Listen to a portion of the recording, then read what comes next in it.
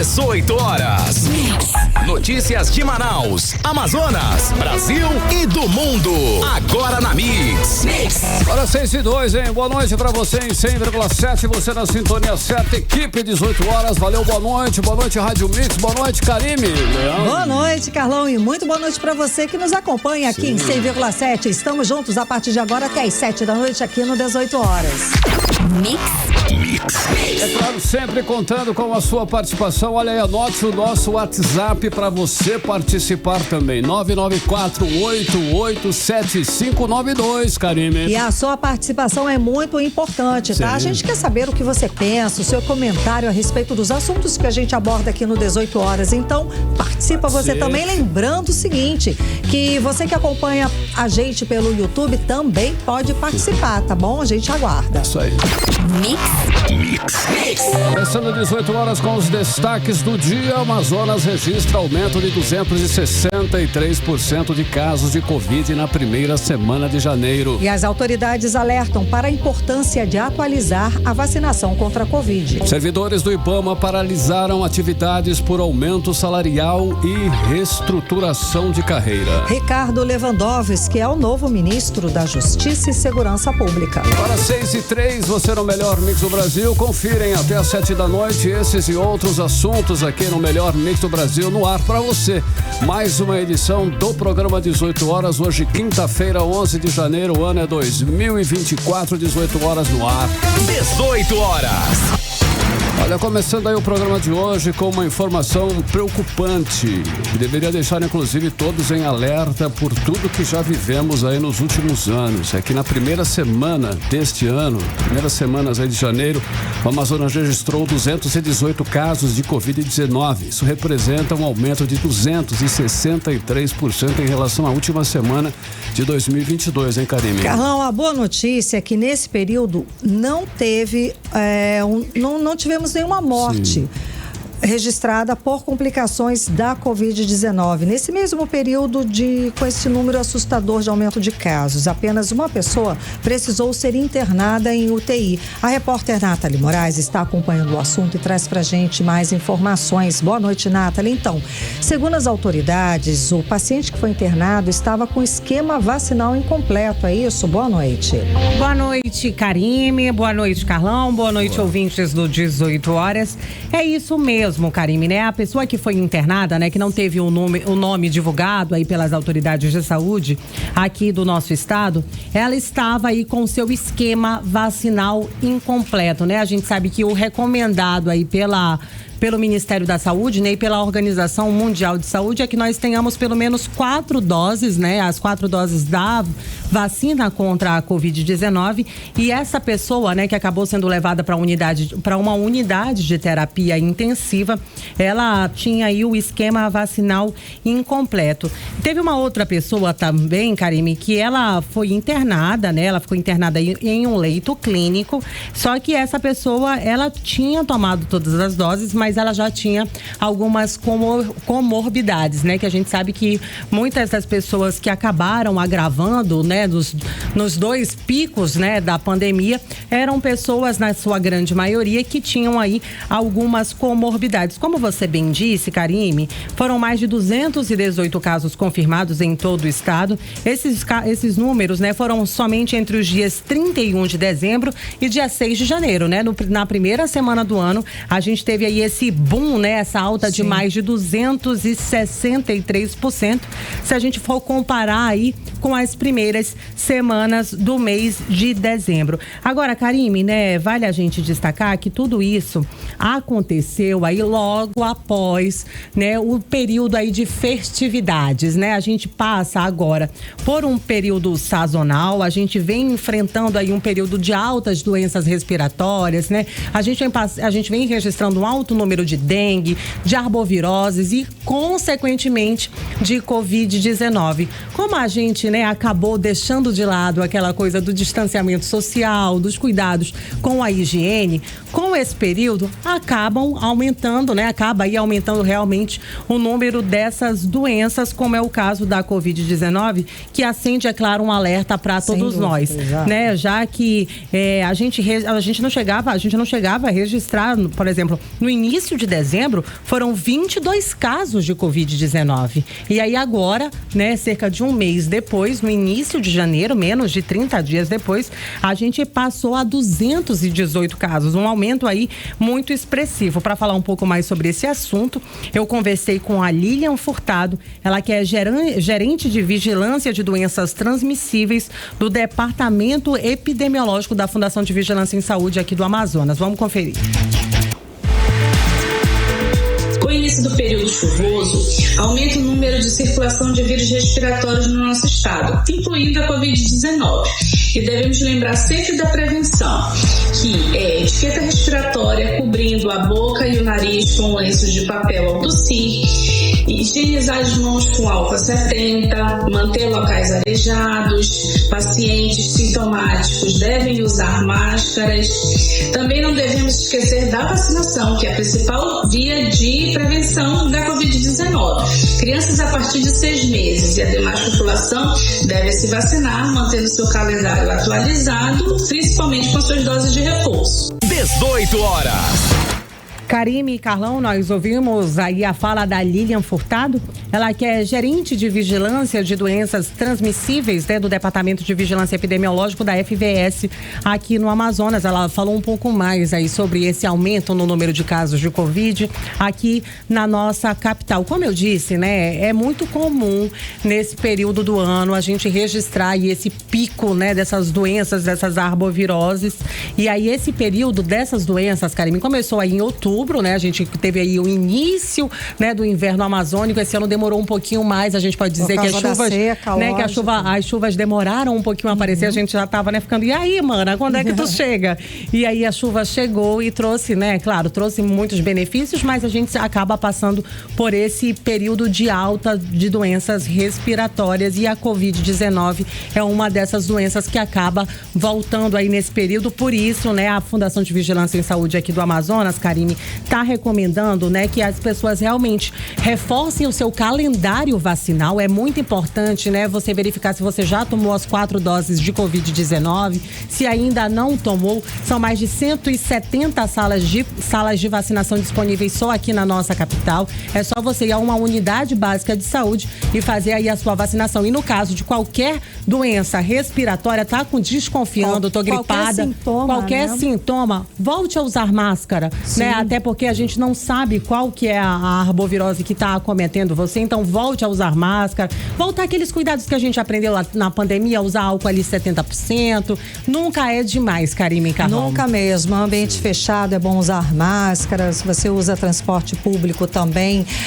está com algum sintoma, usa máscara, a gente não sabe, né, com a pessoa do seu lado. E principalmente as pessoas com fatores de risco, né, Karime, as pessoas com comorbidades. Voltar a usar até para prevenir sem dúvida, sem dúvida. E além disso também as pessoas, né, gestantes, idosos, crianças, que são pessoas mais suscetíveis a esse tipo de doença. Sem dúvida. Nathalie, continuando o nosso assunto sobre saúde, como está a situação das crianças internadas no Joãozinho, à espera de uma transferência para a Fundação Secom, que nós estamos acompanhando, né, sempre esse caso?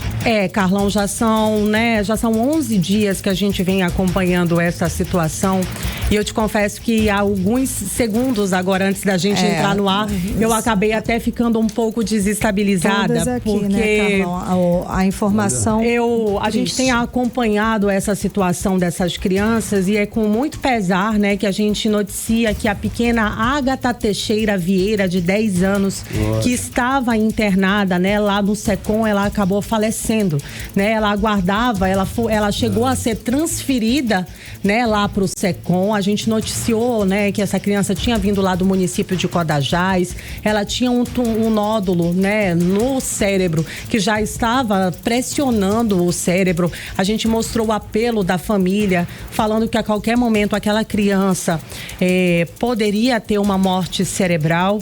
E aí, agora há pouco, né, segundos antes, na verdade, da gente entrar no ar, né, Karime, eu recebi aqui a informação da família que a pequena veio a falecer, né? Ela, infelizmente, não aguentou essa espera, já que o SECOM alegava para a família que eles não tinham os materiais para fazerem a cirurgia, não tinham os insumos, e a pequena Ágata, né, foi vítima dessa fila de espera, né, da saúde aqui ocasionada. A gente não tem... É uma tristeza. Nossos sentimentos a aí, gente né, tem que, solidarizar com a família, com essa perda, é grave. Nós estamos aqui denunciando, cobrando sempre uma atitude, uma atitude de fato real, uma atitude nobre, uma atitude corajosa, eficaz. A gente acompanhou o sofrimento, o desespero dessa família da pequena Ágata. Eles estavam numa luta contra o tempo, uma angústia. Conseguiram ser transferidos lá do Joãozinho, conseguiram ir para a Fundação SECOM, mas não conseguiram a cirurgia, porque não tem insumos, não há oncopediatra, não tem estrutura. Eu só vou lembrar a fala do padre Hudson: não vamos confundir vontade de Deus com negligência e incompetência do poder público, que foi o que aconteceu com esta criança. Ela esperou, sofreu muito esperando uma atitude, uma canetada, né, senhor governador? Uma canetada. A máquina não está com o senhor? Não era assim que o senhor falava quando não era governador? Quando queria a vaga de governador? Então agora o senhor tem o poder da caneta, agora o senhor tem o poder desta canetada. E cadê? A criança morreu por negligência. Karime, à espera dessa cirurgia que não aconteceu. E a cada dia, né? E a cada dia já são 11 dias que a gente acompanha essa situação dessas crianças que estão aguardando, né? Uma posição do SECOM, já que todas essas crianças são diagnosticadas, elas têm o diagnóstico, né? De que elas estão com um tumor no cérebro, né? Sim. E aí a cada dia eu recebo uma nova denúncia, né? São as famílias que veem no nosso programa, no 18 horas, né? Uma esperança de que essas crianças sejam atendidas, né? De que a Secretaria Estadual de Saúde possa dar uma resposta para essas famílias que estão desesperadas. E hoje, Karime, né? A minha pauta era para contar a história, né? Da pequena Daniele Zariana Guerra Guzman. Ela é venezuelana. E aí hoje, Karime, o pai dela, o Wilmedes, né? Guzman, né? Me procurou para fazer essa denúncia. Segundo eles, Karime, ela veio para o Brasil, né? Eles vieram para o Brasil em outubro e desde o dia 30 de outubro a pequena está internada lá no Joãozinho, aguardando por essa transferência para o Hospital SECOM. Inclusive ontem, né, ela passou lá no Hospital do Câncer aqui do Amazonas, lá na Fundação SECOM. Ela fez uma consulta, mas infelizmente, né, ela não conseguiu fazer todos os exames que são necessários. O pai dela disse que o tumor não é maligno, mas ela vem agravando a cada dia, já são 3 meses, o tumor está muito grande e ele percebe que cada vez mais a criança está ficando mais acamada, né? Ela vem apresentando sintomas maiores e o medo dele é o que aconteceu com a pequena Ágata. Eu até separei um trecho da denúncia que ele fez pra gente. A gente vai ouvir agora a fala do Wilmedes Guzman, ele que é pai da pequena Daniele Zariana Guzman, que está internada no Hospital e Pronto-Socorro Joãozinho. Vamos conferir. A gente já foi no SECOM, já fizeram primeira cita, fizeram exame pré-operatório, fizeram ressonância, fizeram tudo. Ontem a gente foi para a segunda cita. Quando chegamos lá no SECOM, o médico só olhou o exame que ele mandou fazer. 18 horas. Então, Karime, né, o pai aí da pequena disse o seguinte, né, fizeram alguns exames, ela já fez a ressonância, ela já foi à tomografia, ela tem o diagnóstico, mas o SECOM não tem como atender porque é aquela velha história que a gente já sabe, né? E as crianças estão morrendo à espera de uma transferência e quando conseguem uma transferência não conseguem o atendimento, a cirurgia necessária porque o Estado não oferece, não tem insumos, não tem oncopediatra, não tem a menor estrutura para cuidar da saúde da sua população. De novo, gente, era só, não é uma canetada para autorizar, para resolver, tá aí, tá? As crianças estão morrendo, estão sofrendo e não há uma resolução, e não há uma ação, não há estrutura. De novo, cadê o acerto de contas? 5 bilhões de reais. Segundo o próprio governo do estado do Amazonas, 5 bilhões de reais foram gastos, foram destinados para a saúde do estado. E cadê esse dinheiro? Onde que foi empregado? Gastou no quê? Se até os profissionais da saúde estão sem receber. É um absurdo, é um crime e é urgente que alguma autoridade, que algum órgão de controle venha intervir nessa situação da saúde pública do estado do Amazonas, porque as pessoas estão morrendo com sofrimento, à espera de atendimento decente, do mínimo. Não se consegue fazer um exame. E as pessoas estão nesse desespero. E vale ressaltar, né, Karime, que a situação aqui na nossa capital é difícil e no interior é ainda pior. É o caso, né, da pequena Ágata, né, que morreu nessa fila de espera lá no Secom. Sem dúvida. Ela era do município de Codajás. A família veio para a capital em busca aí desse atendimento. A criança já estava entubada, ela já estava numa unidade de terapia intensiva lá no Secom e ela morreu porque o Secom não tinha material para fazer o exame, o procedimento cirúrgico dessa criança, Karine. É isso. É incompetência, completa incompetência, completa falta de gestão. Isso é criminoso. E é a marca desta gestão do governo do estado do Amazonas. É essa culpa, esses números de mortes por negligência. Essa vai ser uma marca. Esses números vão acompanhar e vão ser a assinatura dessa gestão do governo do estado do Amazonas. Nathalie. É isso, Karime Carlão. A gente vai continuar acompanhando, né? Inclusive, eu vou cobrar aqui esclarecimentos sobre a situação da pequena, né? Da pequena venezuelana, que a família nos procurou hoje. A gente vai seguir acompanhando a situação dessas crianças até que, de fato, né? Todos eles sejam transferidos e que recebam o tratamento adequado. Não adianta só transferir para o Secom sem receber tratamento. Sem dúvida alguma. E estamos aqui aguardando também um posicionamento, uma resposta da Secretaria de Saúde do Estado do Amazonas, que tem que dar, sim, satisfação para a cidade, para o cidadão, do que foi feito desses 5 bilhões de reais e por que essas crianças estão sofrendo e morrendo à espera de um atendimento digno. Boa noite, Nathalie. Boa noite, Karime. Boa noite, Carlão. 6h19, você no melhor mix do Brasil. 18 horas.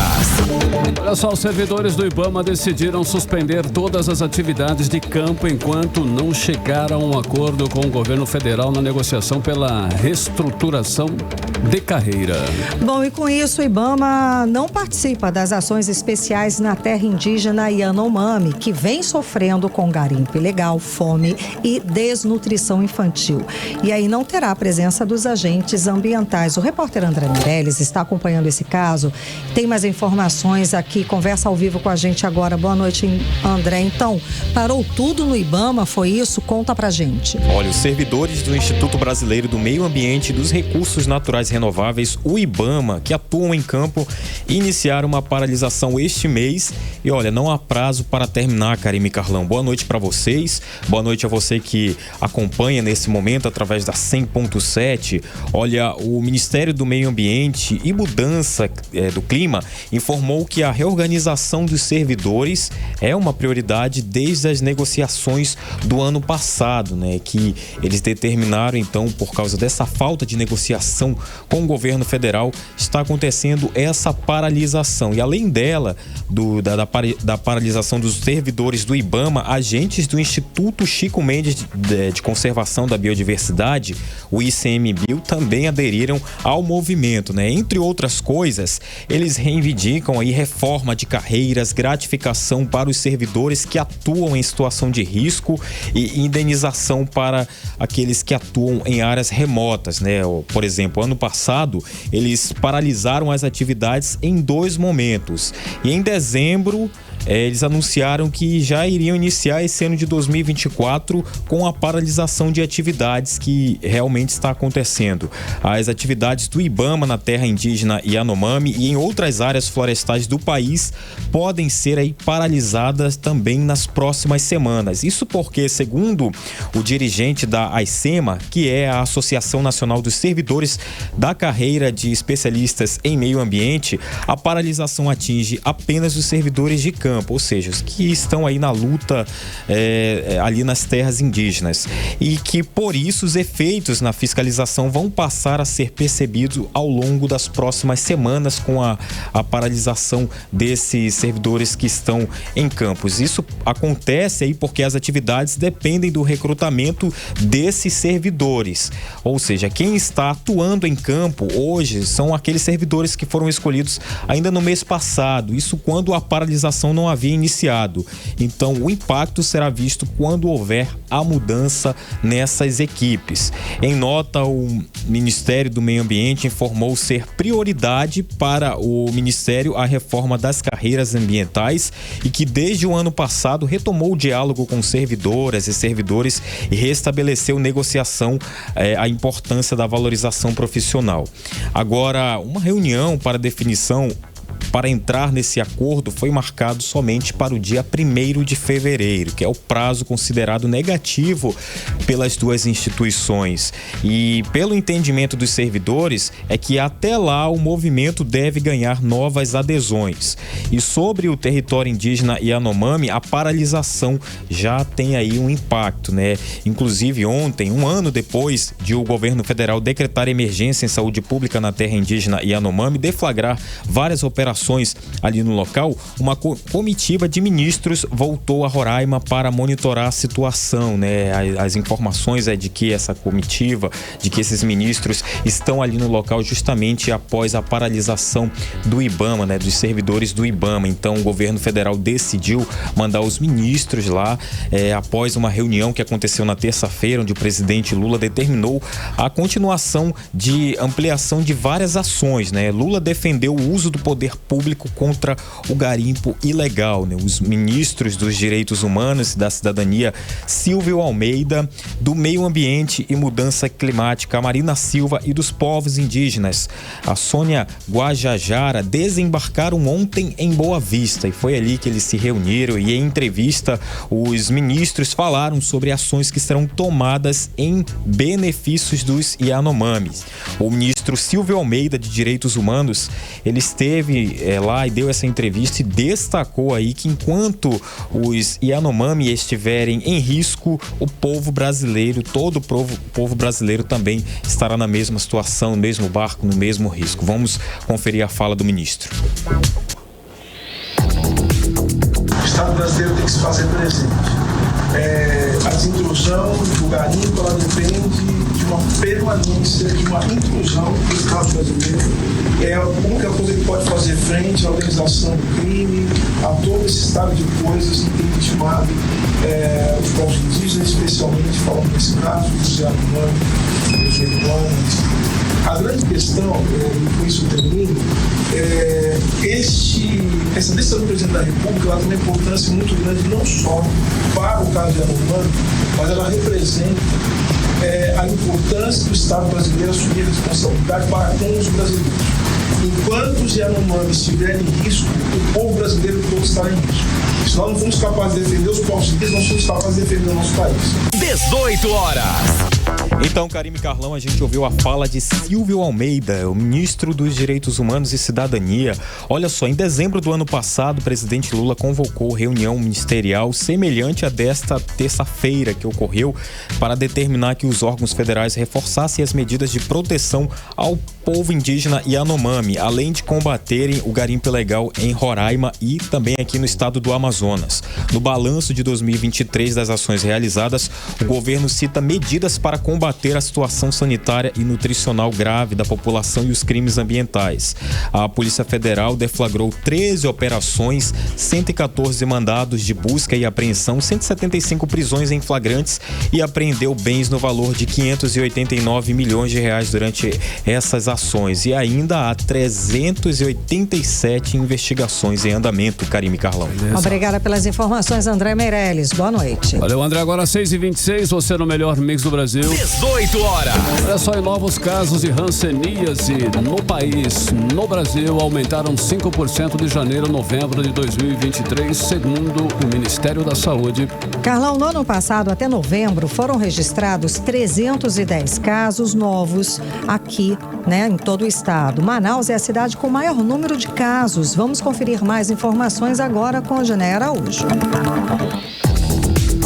Em relação a outros estados brasileiros, a hanseníase no Amazonas tem recuado, mas é considerada endêmica nível médio, ou seja, é localizada ou com foco em espaços limitados. Dos 310 novos casos detectados em 2023, 34,2% deles foram concentrados em Manaus, o que equivale a 106 casos. Os outros 204 registros, ou 65,8%, vieram do interior do estado. Depois de Manaus, os municípios que mais registraram casos de hanseníase foram Manicoré, Carauari, Boca do Acre, Tefé, Maués e Humaitá.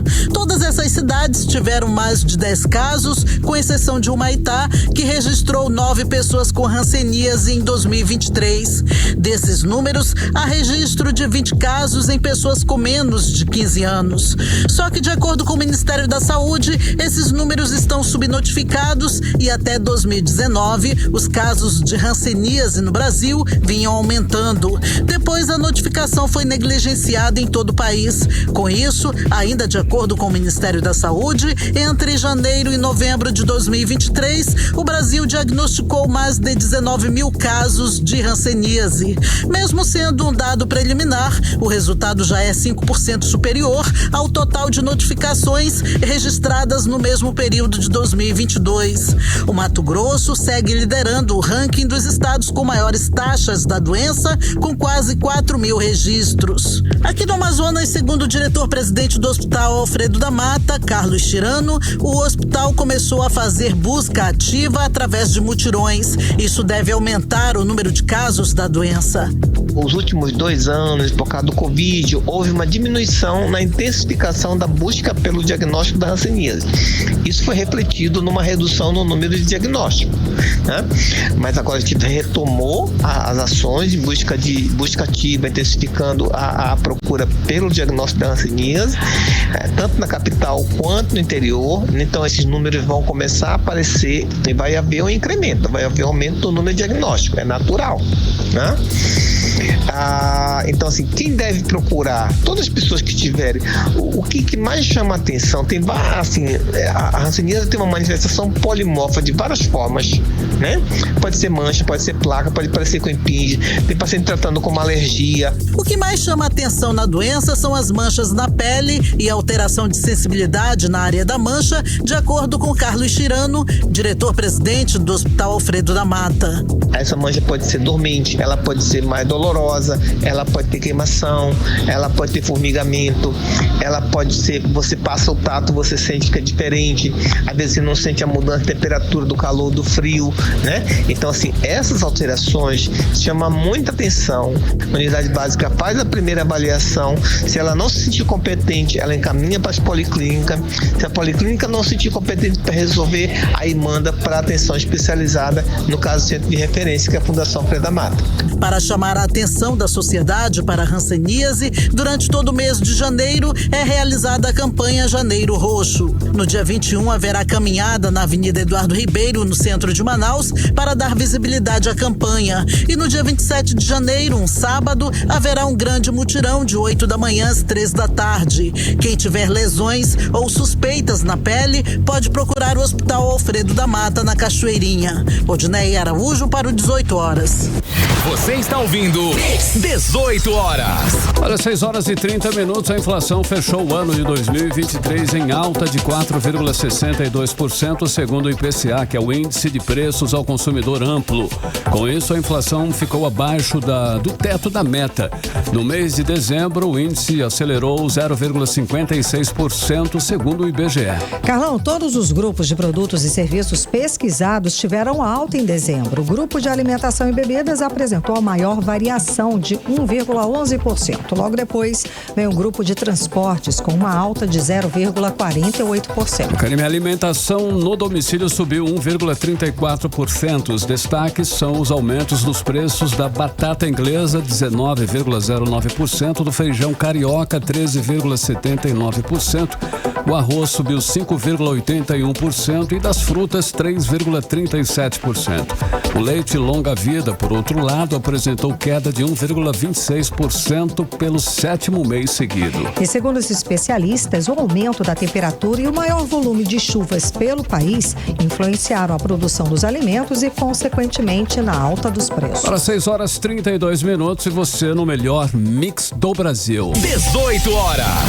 E agora vamos para Brasília, vamos conversar com o nosso correspondente, o jornalista Carlos Eduardo Matos. Cadu, bom te ver, seja bem-vindo, Cadu. Então, já temos aí o novo ministro da Justiça e Segurança Pública, que é Ricardo Lewandowski, que volta aí. Nada além dele, né? Exato, que volta aí no protagonismo desse governo, não é?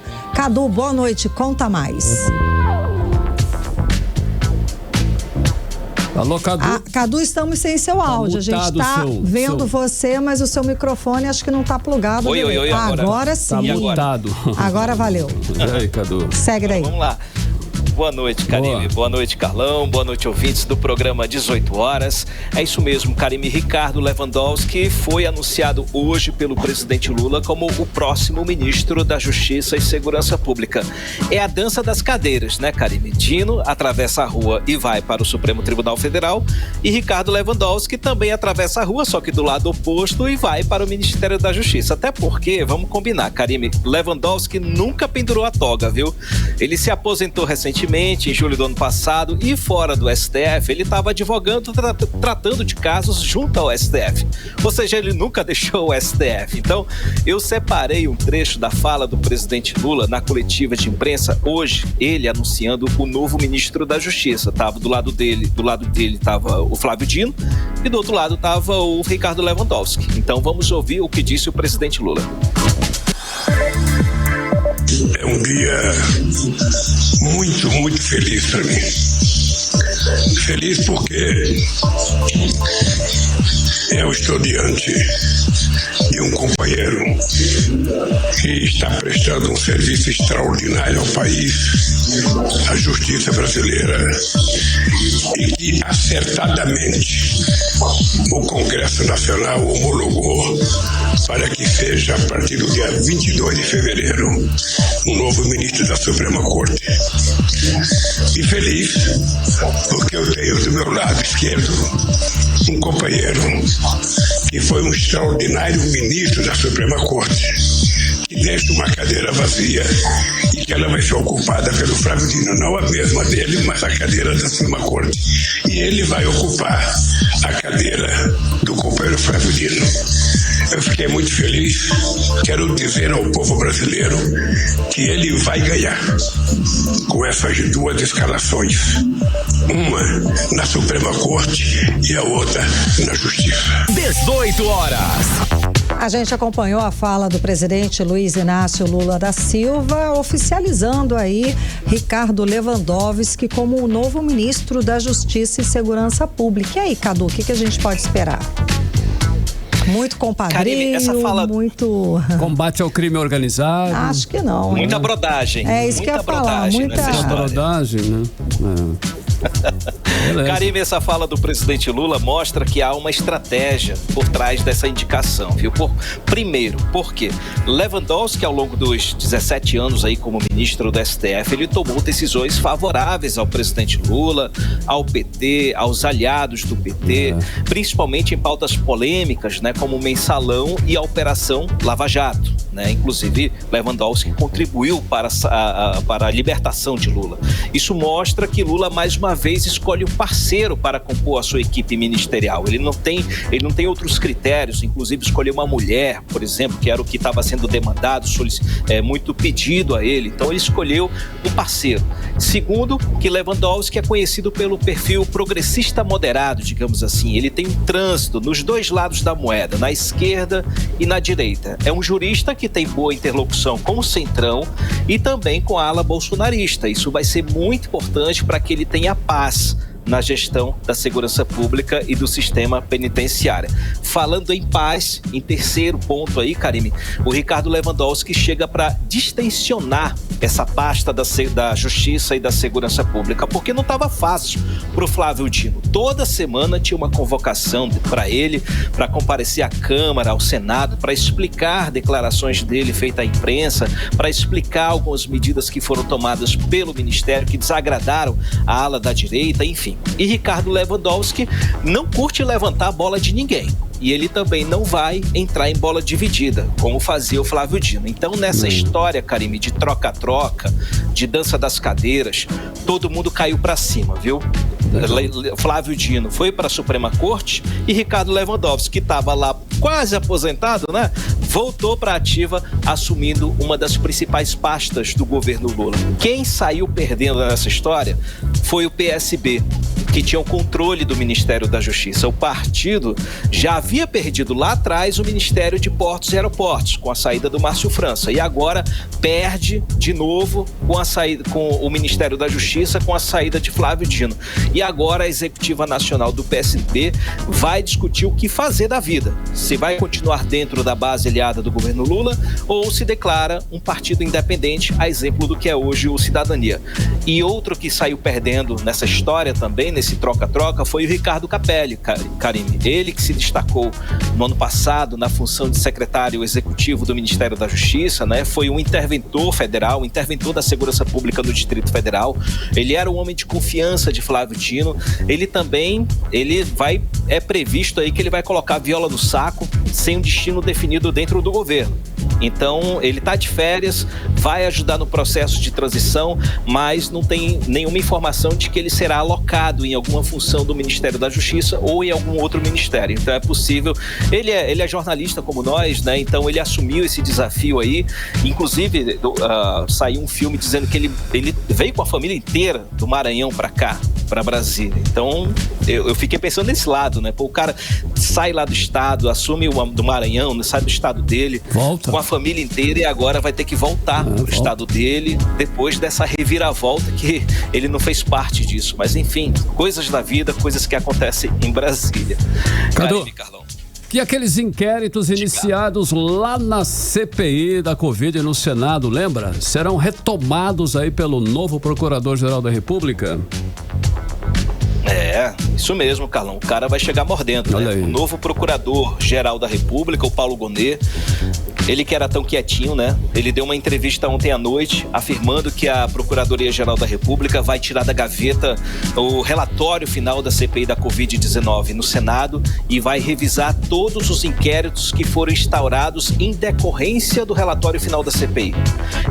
Um desses inquéritos aí, Carlão, acusa o ex-presidente Jair Bolsonaro de vários delitos, entre eles de crimes contra a humanidade. A CPI, na época, fez uma ampla investigação, né? Inclusive investigando a crise do oxigênio no Amazonas. Ao final dos trabalhos, 81 pessoas foram indiciadas, incluindo o governador do Amazonas, Wilson Lima. E essa mudança de posicionamento da PGR, Carlão, está assustando nos bastidores aqui. Tem tudo para tirar essa sensação de impunidade que ficou ao final das investigações. A gente sabe que, na época, Augusto Aras, né, ex-procurador-geral da República, aliado de Jair Bolsonaro, ele fez de tudo e mais um pouco para que as investigações não avançassem, que não tivesse um desfecho ao final por parte do Ministério Público. E agora a PGR vai revirar a gaveta, vai mexer o doce de novo. Vale lembrar que a CPI da Covid-19 foi presidida pelo senador Omar Aziz. E na época o indiciamento do governador Wilson Lima foi resultado de uma tratativa, de uma negociação com relação ao relatório final envolvendo aí o relator da CPI, o senador Renan Calheiros. Então vamos ver se, inclusive, essas investigações contra o governador Wilson Lima vão avançar também. É a CPI voltando a assombrar nos bastidores. Carlão e Karime. Cadu, tomara que siga, né? Essas investigações prossigam. Tomara, sim. Né? Tomara, estamos realmente acreditando nessa justiça. Cadu, traz pra gente, então, para finalizar, outros destaques de hoje, as rapidinhas do dia. Bora de rapidinha, Karime e Carlão. Hoje, os servidores do Banco Central fizeram uma paralisação de 24 horas. A paralisação está rolando, termina amanhã, devido ao impasse nas negociações com o governo em relação a reajuste salarial. O Sindicato dos Servidores da categoria do Banco Central informou que menos de 30% do quadro funcional compareceu ao trabalho, evidenciando aí uma adesão significativa a essa greve. Durante o movimento, foram observadas obstruções em diversas atividades dentro do Banco Central, incluído cancelamento de reuniões, represamento de centenas de processos e atraso na divulgação de informações ao mercado financeiro. Paralisações setoriais, mas que não prejudicaram a população. A gente sabe que o Banco Central é o responsável pela gestão do Pix, que hoje é a principal modalidade de transação financeira do país.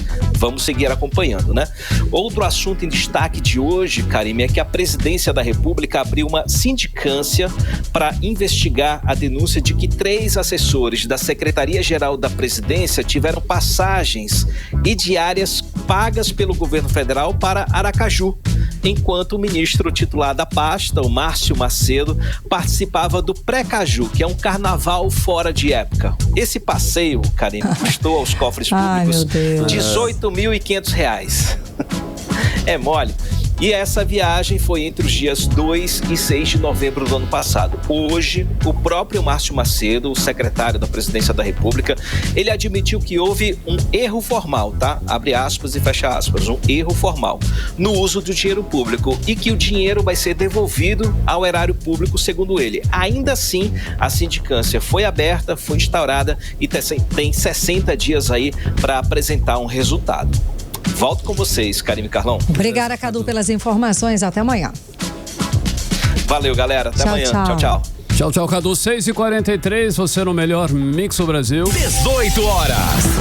Atenção, você aí circulando por Manaus. Vamos conferir a situação do trânsito agora em nossa capital com Karime Leão. Trânsito. Mix. Segundo as câmeras de monitoramento do Centro de Cooperação da cidade, a Avenida Constantino Neri com Rua Leonardo Malcher está com boa fluidez. Na Avenida Torquato Tapajós, próximo ao Clube Municipal, o trânsito está intenso, mas segue sem retenções. Já na Avenida Efigênio Salles com Humberto Calderaro, trânsito carregado. E na Altaz Mirim, esquina com a Rua Penetração 2, trânsito moderado. Mix. 6h44, continue aí em 100,7. Daqui a pouquinho você confere, hein? Começou hoje o ano letivo das escolas ribeirinhas do Rio Negro. O nosso assunto em instantes, já aqui no 18 horas. 18 horas. Agora a previsão do tempo, é tempo e temperatura para amanhã. E amanhã já é sexta-feira. Tempo e temperatura, Karime Leão. Previsão do tempo. Segundo informações do Clima Tempo, para amanhã a previsão é de sol com muitas nuvens durante o dia, período de nublado com chuva a qualquer hora. Mínima prevista de 24 graus, a máxima não deve passar dos 29 graus. As chances de chuva são de 90%, a umidade relativa do ar fica entre 57% e 96%. Mix. Olha, o nosso Rio Negro, ele subiu 9 centímetros de ontem para hoje, elevando o nível do rio no Porto de Manaus para 19 metros e 87 centímetros acima do nível do mar. Mix. Olha só, e assim como em 2023, o clima em 2024 também deve ser influenciado por fenômenos climáticos. Só que desta vez vai ser a La Niña, que é a irmã, Karime, do El Niño. Não sei qual é o pior, Carlão? A previsão é que a partir do segundo semestre deste ano, o fenômeno La Niña comece a influenciar o clima, com chuvas acima da média e antecipação do inverno no sul do país. Vamos acompanhar mais detalhes agora com Odinei Araújo. Apesar de ainda ser considerado cedo para prever a formação ou não da La Niña, a irmã do El Niño, fenômeno que, ao contrário da seca, traz chuva acima da média e queda na temperatura, 2024 pode ser o reinado dela. E como estará tudo em família, então sai o El Niño e entra a La Niña. Pelo menos é isso que indicam as previsões meteorológicas para meados desse ano. Pelas previsões, o El Niño, que dominou 2023 com as mais elevadas temperaturas, deve prevalecer até abril Neste início de ano, diversos estados brasileiros ainda estão sofrendo com elevadíssimas temperaturas. O Rio de Janeiro, por exemplo, amanheceu hoje com sensação térmica de 50 graus e isso em plena 9 horas da manhã. O Amazonas ficou de fora das fortes ondas de calor desses dias por já estar em seu período de inverno. A partir de fevereiro, o El Niño começa a perder força e em maio a temperatura deve entrar em um período de neutralidade, sem nenhum fenômeno influenciando no clima. Mas a partir de junho, o clima no Brasil tende a ser influenciado pelo fenômeno Laninha, de acordo com a meteorologista Andréa Ramos, do Instituto Nacional de Meteorologia. Há uma tendência, um cenário futuro, a partir dos dados da UMM em relação ao monitoramento de que tenhamos aí La Niña, mas ainda assim é um cenário que começaria ali a partir, efetivamente, a atuar a partir dos junho, julho e agosto. De qualquer forma, a gente ainda está aí com a influência do El Niño e já no segundo semestre ali de julho e agosto termos uma evolução do La Niña. O La Niña causa um esfriamento nas águas, favorecendo uma queda na temperatura, porém com chuvas acima da média e temporais. Odinei Araújo para o 18 horas. Você está ouvindo 18 horas. Agora são 6 horas e 47 minutos. Você no melhor mix do Brasil e participe conosco. O nosso WhatsApp é o 994887592. Karime, tem ouvinte participando? Tem participação aqui, olha. A Flávia Miranda, lá do Parque 10, ela disse o seguinte: a morte dessa criança que morreu na Fundação Secom em Manaus, à espera de uma cirurgia, é muito triste. É mais uma morte na conta do governador Wilson Lima. No início do governo dele, crianças cardiopatas morreram à espera de cirurgia. Na pandemia, centenas e centenas de pessoas morreram por falta de oxigênio nos hospitais. E agora, crianças morrem à espera de cirurgia no Secom. É um governo genocida. Tá aí a participação da Flávia Miranda, do Parque 10, pelo WhatsApp. Valeu, Flávia. Participe, 994887592. Mix. Olha, a Prefeitura de Manaus deu início hoje ao ano letivo das escolas ribeirinhas do Rio Negro, na zona rural aqui da capital, Karime. Então, Carlão, o ano letivo de 2024 começou mais cedo por causa da cheia e da vazante dos rios, como explica Rodrigo Soares. A cerimônia de abertura aconteceu na Escola Municipal Paulo César Nonato, na comunidade Nova Esperança, no ramal do Tiu, com acesso pela BR-174. Segundo o prefeito em exercício, Marcos Rota, o ano letivo de 2024 teve início em janeiro, devido à chuva e à vazante dos rios. Manaus é uma cidade atípica sobre todas as óticas, né?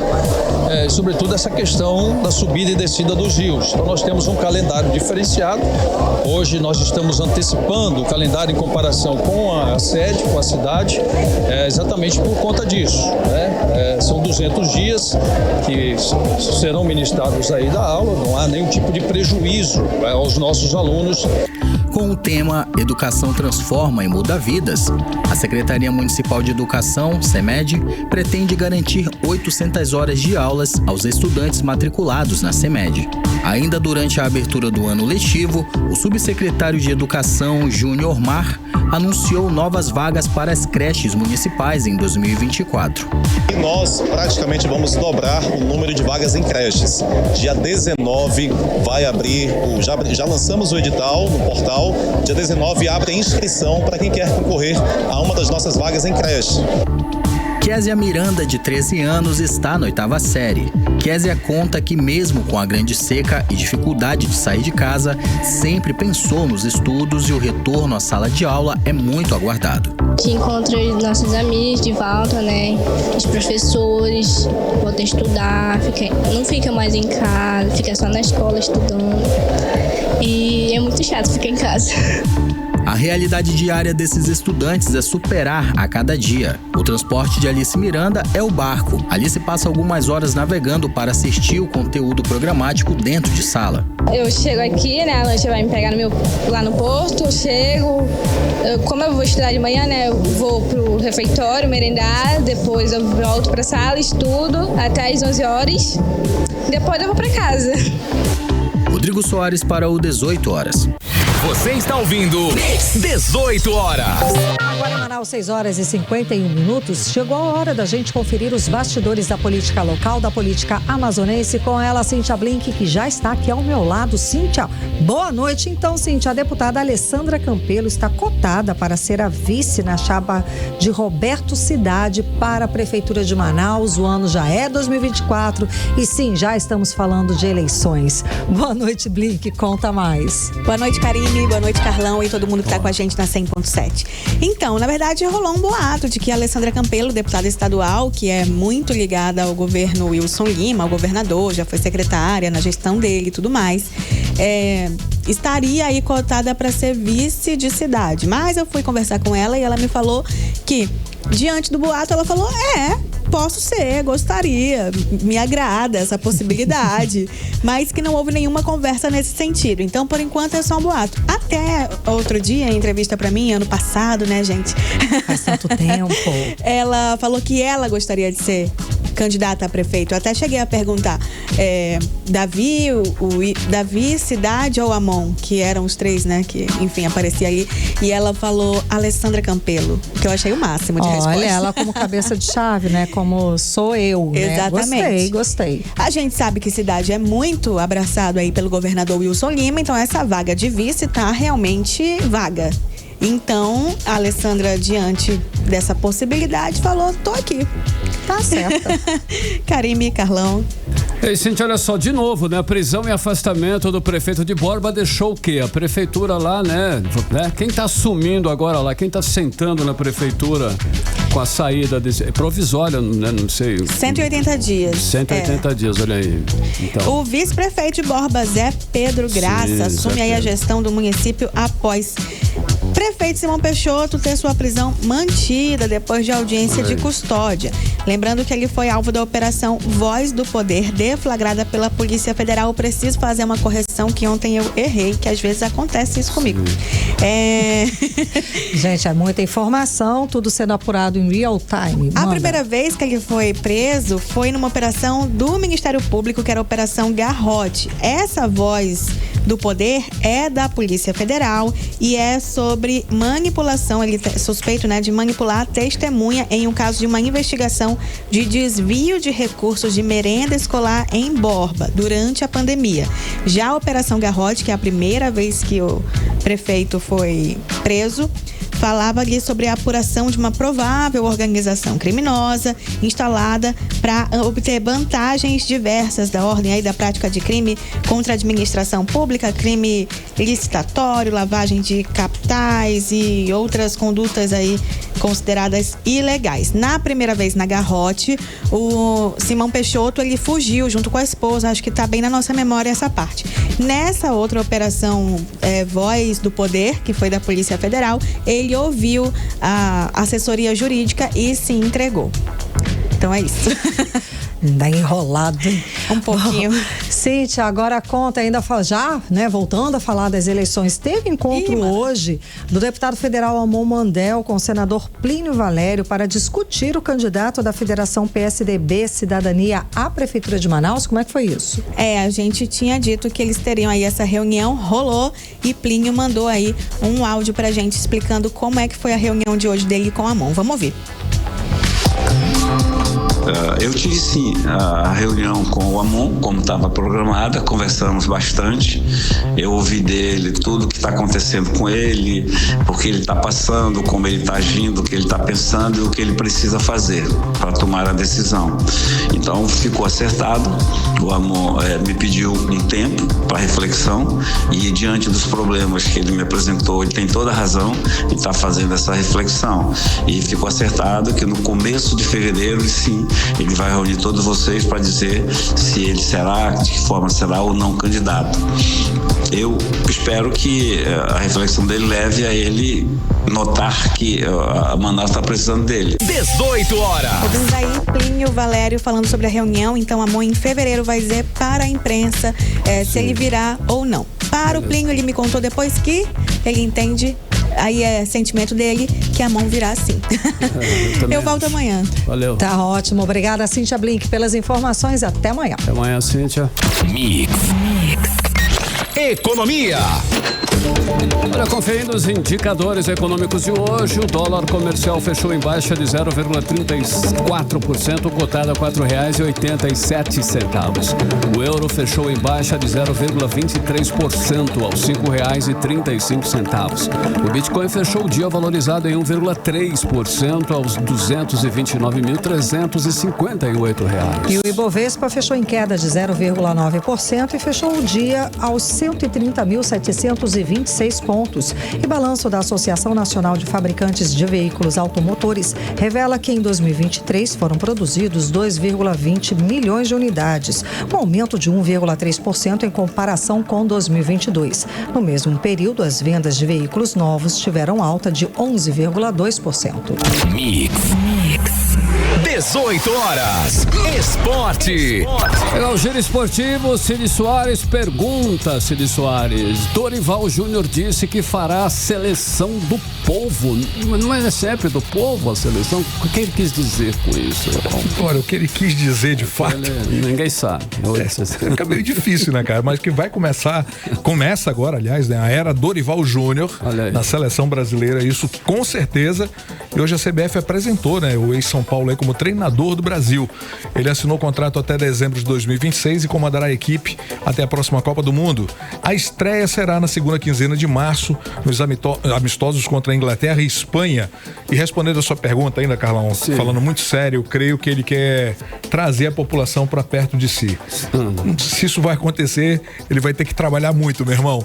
E olha, o Brasil volta a campo aí pelas eliminatórias no início de setembro contra o Equador, em casa, e visita o Paraguai em seguida. Então ele tem duas chances aí de mostrar o que veio. A seleção é a sexta colocada com 7 pontos, 8 a menos que a líder Argentina. Antes, a equipe brasileira tem a Copa América para disputar entre junho e julho, lá nos Estados Unidos. E agora vamos falar de Vasco da Gama. Vasco da Gama, ativo no mercado, né? Sempre esse mercado da bola aí, está prestes a anunciar seu quarto reforço para a temporada. Alexandre Matos, o novo diretor de futebol em São Januário, acertou as chegadas de João Vitor, Robert Rojas e David. O Vasco formalizou uma proposta pelo meio atacante Adson, ex-Corinthians, e hoje no Nantes da França. O Vasco quer comprar, quer a compra de fato, né, do jogador de 23 anos. É um ponta que poderia chegar para a lacuna deixada aí pelo Gabriel Peck.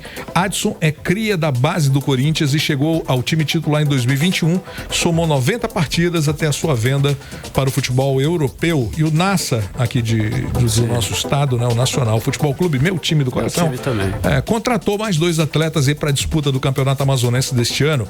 As duas novidades são o atacante Denilson e o meia Igor Quadrado. Com as chegadas, o Leão da Vila passa a ter 19 atletas no elenco para a temporada deste ano. Denilson tem 23 anos e é formado nas categorias de base do Motoclube lá do Maranhão e ainda soma passagem nas categorias de base do Palmeiras e do Botafogo de São Paulo.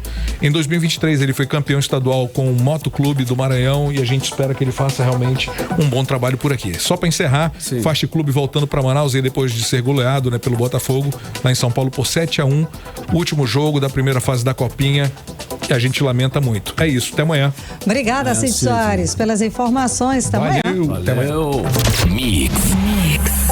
Agora em Manaus, 6h59. Seguimos direto para o Editorial 18 horas. Editorial 18 horas.